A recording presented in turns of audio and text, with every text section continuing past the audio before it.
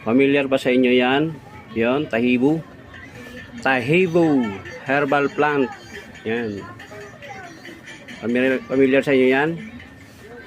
Oh. Alam na ang ginagawa, alam ko na ang ginagawa diyan. Ganito lang yan. Siyempre, magpakulo tayo ng tubig.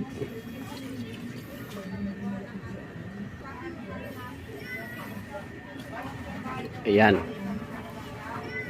Bahala ka na yung magpakulo ng tubig. Pakuluan mo lang yan.